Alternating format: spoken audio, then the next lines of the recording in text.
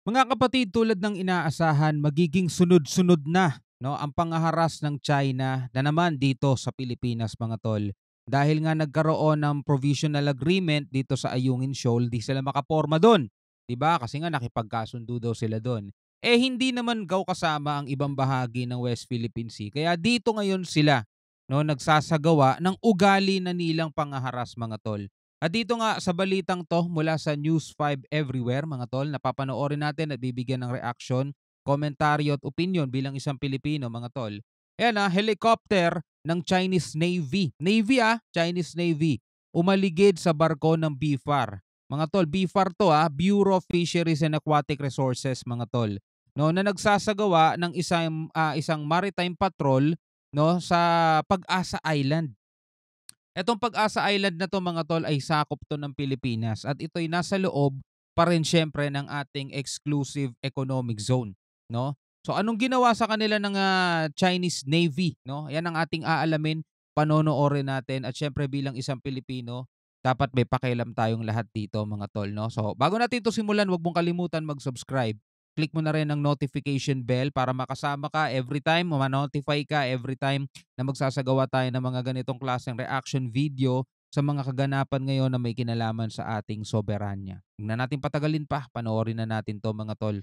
Panibagong pangaharas mula sa China ang naranasan ng mga barko ng BIFAR habang nagpapatrolya sa Pag-asa Island. Bumaligid sa kanila ang isang helicopter at bumuntot din ang mga barko ng Chinese Navy. Nasa frontline ng balitang yan si Gio Robles. Nagsagawa ng maritime patrol ang mga barko ng Bureau of Fisheries and Aquatic Resources o BIFAR sa Pag-asa Island kanina. Kasama ang News 5 sa aktibidad na ito. Sa gitna ng pagpapatrolya, isang helicopter ng Chinese Navy ang umaligid. Ilang beses na tayong inikutan ng helicopter ng Chinese Navy. Ayan, habang nagsasagawa tayo ng maritime patrol sa mga Pag-asa Cay o sandbar malapit sa Pag-asa Island. Kung naaalala ninyo, mga tol, ito rin yung ginawa ng China dati nung nagpadala ang Pilipinas ng mga scientists doon sa may Pag-asa Cay. Mga ano yun mga durug-durug na corals yun na parang naging sandbar na siya, no? Ang ginawa nitong Chinese Navy, nagpalipad sila ng eroplano sa ibabaw mismo ng mga scientists o marine biologist, mga tol, na sa sobrang lakas ng hangin, mga tol, halos magliparan yung mga yung mga corals at yung iba nga may nasugatan pa, syempre. Napakababa ng lipad nila, mga tol. Ganon sila. Ganon ang ugali nila, mga tol. Kaya every time nasasabihin nila na sila ay for peace, instability, sa region, mga tol, talagang napakalaking kasinungalingan yun. At every time nasasabihin nila ang Pilipinas ay nakakasira sa kapayapaan, isang malaking kalokohan yun, mga tol.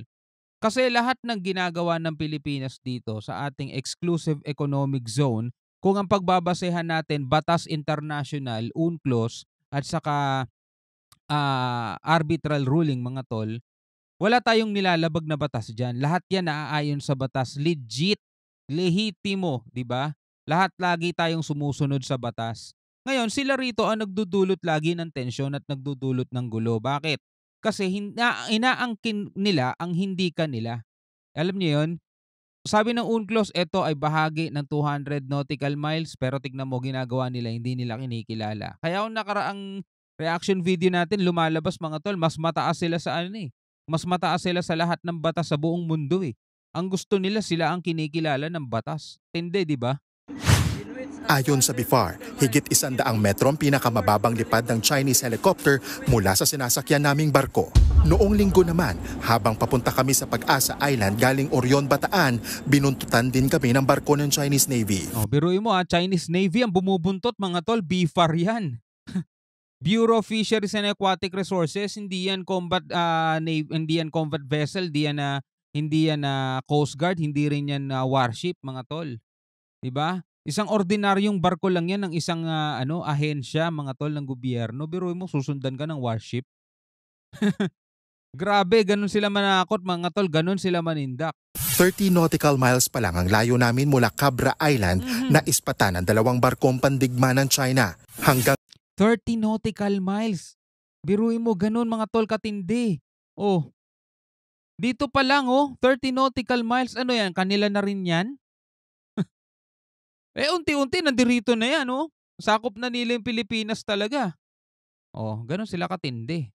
namin mula Cabra Island na ispatan ng 2 barkong pandigma ng China. Hanggang sa nitong Lunes ng umaga, 1 barko na lang ang nakabantay sa amin. Nakabuntot yan hanggang makarating kami sa Recto Bank. Sa pag-inspeksyon ng BIFAR sa mga sandbar, napansin nila ang paglawak nito. Hindi isinasantabi ng mga eksperto na may human intervention, senyales na posibleng tayuan ito ng artificial island ng China. Pero wala pang matibay na ebidensya dyan ang gobyerno ng Pilipinas. Nakita na nga nilang lumawak eh. Tindi, no? Nakita na nga lumalawak eh. Samantala, naabutan ng BIFAR sa Pag-asa Island ang BRP Bagakay at BRP Cape Engaño Ito yung binangga. na nasira matapos banggain ang mga barko ng China Coast Guard sa Escoda Shoal noong Lunes. Ang BRP Cape Engaño may butas sa starboard beam o kanang likod na bahagi ng barko. Mas malaki naman ang butas ng BRP Bagakay. Malaki rin ang UP at gasgas sa bow o nguso nito. Nagkasira-sira rin ang railings ng barko. Sa ngayon, ito na yung malaking butas na iniwan doon sa banggaan ng China Coast Guard vessel dito sa BRP Bagakay ng Philippine Coast Guard. Kung makikita ninyo, ayan, tinakpan muna ng trapalay para siguro nga hindi mapasok ng tubig. Kaso ang sabi ng ating government, mga tol, hindi daw kasi makakatulong sa sitwasyon ng Pilipinas kung tayo ay makikipagsabayan sa China. Yung kinetic forces. Halimbawa, mga tol, yung ginagawa sa atin ng China ng gray zone tactics kung tawagin nila. Kung tayo daw ay gagamit ng ganun din, estilo o gray zone tactics din, mga tol, hindi rin daw makakatulong yun sa atin. Pagkos ay lalo pa nung palalalain ng tension. Yun ang sabi ng ating government. So ang pinakamagandang approach daw talaga is kung ano yung ginagawa natin ngayon. 'Di ba? Halimbawa, banggain tayong ganyan, tuloy-tuloy lang tayo, parang wala tayong napansin. Ganon. 'Di ba? Unlike sa ibang bansa, mga tol, ganito ginagawa. Pag nakakita sila ng ibang barko, China man 'yan o ibang mga barko na pumapasok sa kanilang katubigan, abay papalayasin nila 'yun. 'Di ba? Banta ka rito. Sino ka para pumunta rito sa katubigan namin tapos wala kang paalam? Papalayasin nila 'yon. Tayo, mga tol, parang wala lang tayo. Alam mo 'yun, binangga tayo pero tuloy-tuloy pa rin natin yung mission natin, tapos re-report na lang natin sa media, no? Magngangak na lang tayo sa sa press, 'di ba? Which is palagay ko rin naman, mga tol, 'yun ang taktika natin para pahupain o para ipakita sa international media o sa international community na ang Pilipinas ayaw natin ng gulo, gusto natin kapayapaan, pero pili tayong ginugulo ng China. Na ang resulta nun, mga tol, ay malaking impact naman sa imahe nila. Kumbaga, ang pinakabawi natin doon. Pero sa pakikipag-banggaan sa kanila o kaya sa sa kanila, gray zone tactics na gano'n, ayaw nating gumamit ng gano'n. Parang gano'n ang natin, ang ginagawa natin, mga tol. Bumabawi tayo sa pamamagitan ng pagsira ng imahe nila. Publicity, kumbaga. 'Di ba? Doon tayo magaling. Sa laki nga ng butas, kasya ang 2 tao rito. Sa kabila niyan, tinuloy pa rin ang misyon na hatiran ng pagkain ng mga sundalo na nakadeploy sa mga islang okupado ng Pilipinas sa West Philippine Sea. The mere fact that they were able to deliver the supplies to our Coast Guard personnel in different maritime features just showed how brave and patriotic this Coast Guard personnel. Ayon sa PCG, 'Di ba? 'Di ba? Gano'n tayo, mga tol. Mahalaga na gawa natin yung mission natin. The mere fact na naihatid pa rin yung supply sa ating paghahatiran, brave ang ating mga Coast Guard. Hindi tayo pumalag, hindi tayo naipaglaban sa kanila. Though maraming mga video ngayon lumalabas na sinasabing pinalagan daw ng PCG, talagang binangga natin sila, mga tol. Okay, sana yun kung ganun. Sana nga totoo, mga tol, 'di ba? At kung totoo man yun, talagang saludo sa kanilang lahat.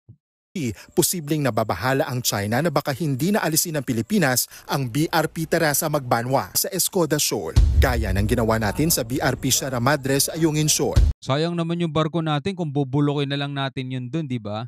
Siguro dapat yun merong karelyebo, may kapalitan. Di ba? Kaya talaga dapat magkaroon tayo ng maraming barko, maraming asset mga tol. Kasi biruin mo, onti lang ang barko natin, Teresa Magbanwa, ilang buwan na doon, Hindi pa umaalis kasi walang kapalit.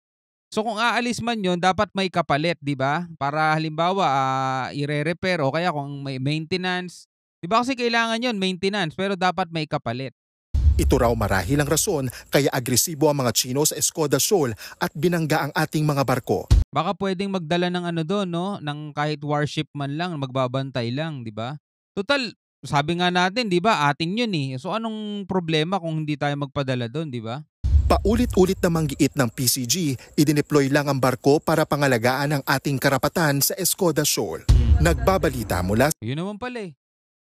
Diba? Ang tagal na ng BRP Teresa magbanwa doon mga tol. Ang tagal na. Mula Abril pa ata yun idineploy doon. Kung aalisin yun doon, dapat may kapalit. At yun nga yung pinapangambahan ng China, baka hindi na daw natin alisin yun doon eh. Diba? Hindi talaga titigas sa mukha nitong mga inchik na to eh, no? Anyway, bilang isang Pilipino mga tol, ano masasabi mo sa mga balitang to? Pwede ka magbigay ng komentaryo sa ibaba. Hanggang sa muli, ako nga pala si Shobaldi. Peace out.